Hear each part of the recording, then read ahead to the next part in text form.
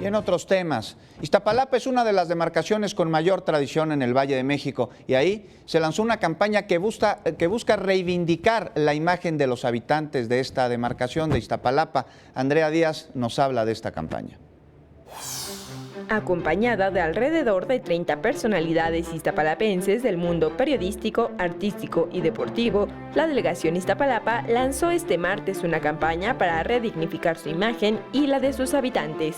Al presentar la iniciativa Orgullo Iztapalapa, la titular de la demarcación, Dione Anguiano, explicó que el objetivo es generar una revalorización del pueblo de la delegación ante los ojos de toda la Ciudad de México. Orgullo Iztapalapa es la descripción de casi 2 millones de personas que trabaja de forma dura y honesta las 24 horas del día.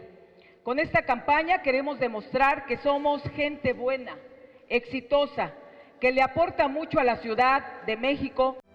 La campaña tendrá una duración de un mes y se difundirá a través de bandas publicitarias y carteles colocados en las instalaciones del metro y metrobús, así como con la transmisión de spots en las pantallas ubicadas al interior de ambos transportes y un movimiento en redes sociales.